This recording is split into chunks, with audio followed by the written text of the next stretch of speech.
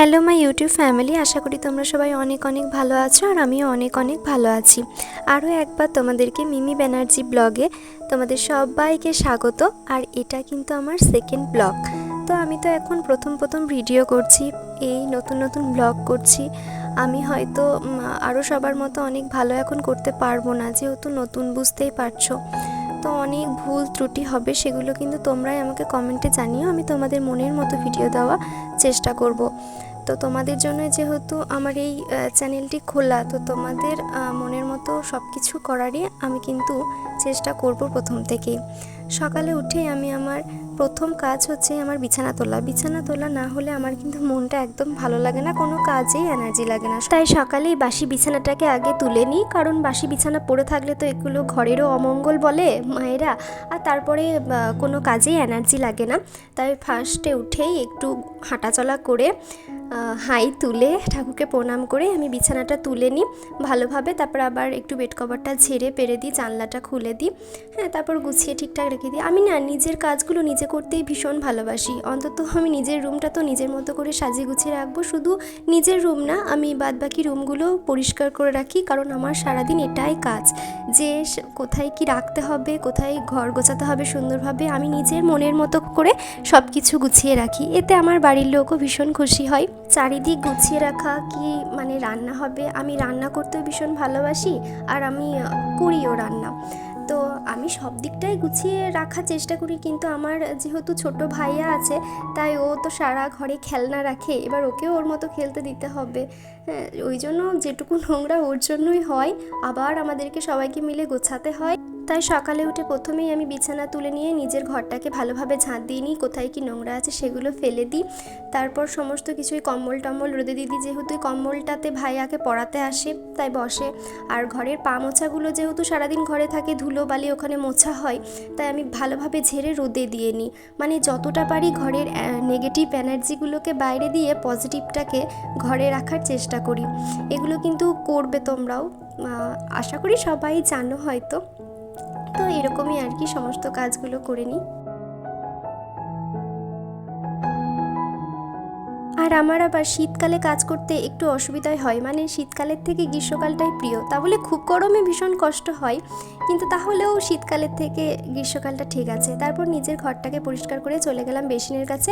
এবার আমি ব্রাশ করব, চারিদিক তাকাবো, সবুজ জিনিস দেখতে আমি আবার বেশি ভালোবাসি, তো ব্রাশ করতে করতে তারপর সারা রাত মুখে অয়েলিটা জমা হয়। আমার তো আবার অয়েলি স্কিন, কিন্তু এমনিও অয়েলটা তো জমা হয় যাদের অয়েলি স্কিন নয়। ভালোভাবে ফেস ওয়াশটা আমি করি, মানে ভালোভাবে দেখছো তো আমি খুব সুন্দরভাবে একটা ফেসিয়ালের মতো মাসাজ নিই মুখে। তারপর মুখটা ভালোভাবে ধুয়ে একটা টোনার লাগিয়ে নিলাম। আমি সানস্ক্রিমও লাগাই, টোনারও লাগাই। সানস্ক্রিমটা আমি স্নানের পরেই বেশিরভাগ লাগাই। আর মুখ সবসময় টাওয়াল দিয়ে মোছারই আমি জানো তো চেষ্টা করি, এতে কি সফট থাকে মুখটা। আমার মুখে তো এখন ভীষণ পিম্পল হচ্ছে, এগুলো আমার পিসিওডির জন্যই হচ্ছে বুঝতে পেরেছি, নাহলে আমার স্কিন সত্যি কথাই ভীষণ ভালো ছিল, হেয়ার স্কিন। এই শ্যুট করে করে আমার কিছুটা খারাপ হয়ে গেছে, নিজেরও যত্ন নেওয়া হয় না আর কি, তো চলে যায় আর কি কোনো রকম। দেন চা খাই একটু, বাড়ির উঠানেই চারিদিকে ঘুরে ঘুরে খাই। আমার আবার গাছপালার ভীষণ নেশা, কোথায় কি গাছ বেরোলো নতুন, কোন গাছে কোন ফুল ধরলো ফল ধরলো এগুলোকে দেখি।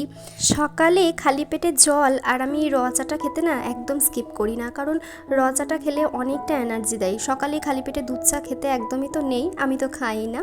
তারপরে আমি যে কাজটা করি, চুলটা আঁচড়ে নিই ফার্স্টে, কারণ চুলটা আমি ওপরে ভালোভাবে না তুলি না, আমার কোনো কাজে ঠিকঠাক মন বসে না, মানে খুব ডিস্টার্ব করে বেবি হেয়ারগুলো। তো আজকে মাথায় আমি তেল নেব, আর তেল নিলে আমি আবার শ্যাম্পু করি। আর একটা মানে আমি হোমমেডই তেল ইউজ করি, তো সেই তেলটা হট অয়েল একটা তেল আমি বানিয়েছি, সেটা আমি শর্টসে দিয়েছি, তোমরা চাইলে দেখে নিতে পারো।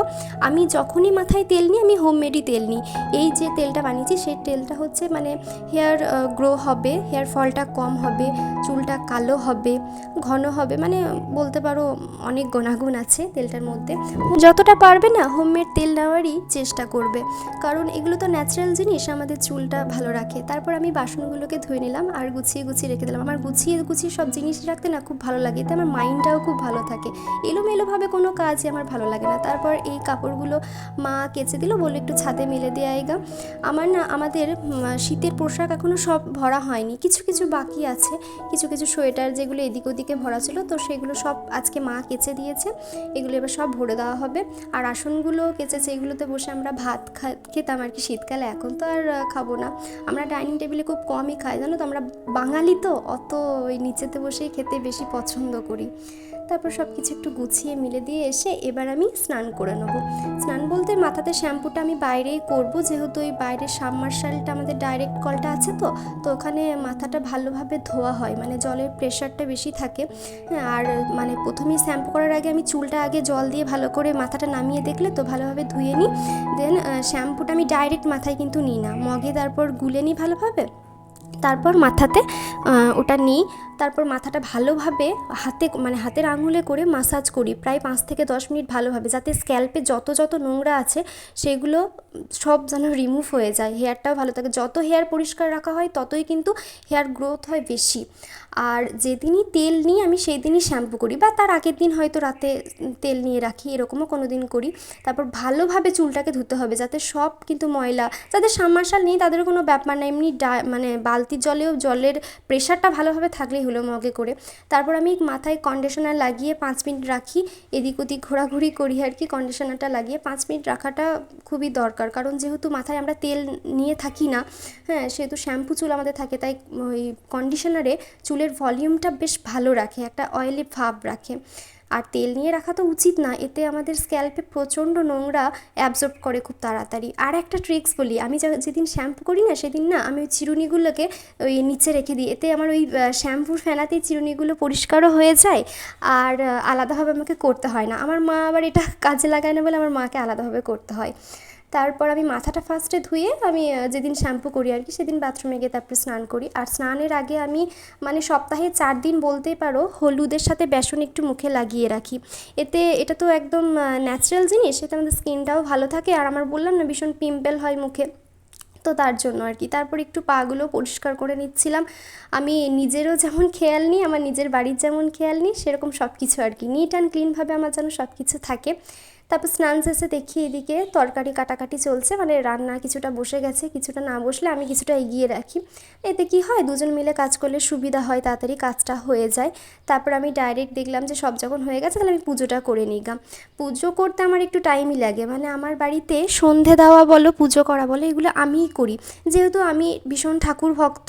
হ্যাঁ, মানে আমার ঠাকুরের কাছে টাইম কাটাতে আমার ভীষণ ভালো লাগে। সত্যি কথা বলতে আর একটা কথা বলি, আমার প্রিয় বন্ধু হচ্ছে কিন্তু এই ঠাকুর মানে আমি কোনো কিছুতে যখন ডিপ্রেশনে চলে যাই বলতে পারো, বা আমি কোনো কিছুতে ভেঙে পড়ছি, তখন এই ঠাকুররাই হয়তো আমার বন্ধু হিসাবে আমাকে বলে যে না তুই সব কিছু পারবি। আরও অনেক কিছু ঘটনা আছে আমার লাইফের, আমি তোমাদের সাথে নিশ্চয়ই একদিন শেয়ার করব সব কিছু।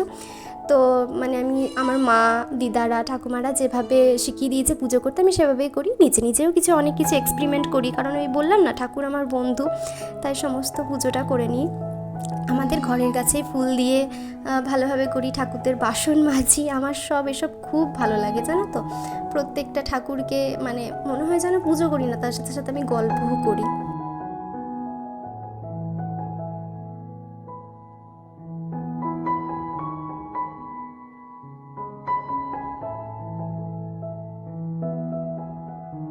আমাকে না ম্যাক্সিমাম দিন দেখবে ঠাকুরদের কাজ করতে এই কাপ্তান নাইটিটা পরেই, কারণ এটাই আমার এখন ঠাকুরদের কাজের ড্রেস হয়ে গেছে বলতে পারো। আমার গলাটা একটু অ্যাডজাস্ট করে নিও, আমার ভীষণ ঠান্ডা লেগেছে, তো গলা বসে গেছে। সামনে যেহেতু হোলি বেরোলো, তো রং মেখেছিলাম অনেক, মানে স্নান করতে হয়েছে, ডাইরেক্ট জলে স্নান করেছি, ঠান্ডা জলে, আর গরমটাও তো পড়ে গেছে। তো আমার যা ঠান্ডা লাগা ধাত, একটুতেই ঠান্ডা লেগে যায়। তারপর যাই হোক আমি পুজোটা করে নিলাম, দেন চলে এলাম। এবার ঠাকুরদের ড্রেস ছেড়ে একটা কুর্তি পরে নিয়ে তারপরে একটু মুখে অ্যালোভেরা জেল লাগিয়ে নিচ্ছিলাম, মানে মুখটা না কেমন ড্রাই লাগছিল। কিন্তু সকাল দিকে না অ্যালোভেরা জেল লাগাতে নেই, অ্যালোভেরা জেল রাতে লাগাতে হয়, সানস্ক্রিন লাগালেই ভালো হতো। তারপর আমাকে ছাদেও যেতে হয়েছিল রোদে কাপড় জামা আনতে, আর সাথে আমার চুলটাও শুকিয়ে গেছিলো। তারপর ছাদ থেকে এসে ভাত খেয়ে নিলাম আমরা সবাই মিলে। তো আজকের ব্লগটা এতটাই, তোমাদের কেমন লাগলো অবশ্যই কমেন্টে জানিও। দেখা হবে নেক্সট ব্লগে, সবাই ভালো থেকো, নিজের ফ্যামিলিকে ভালো রেখো, টাটা।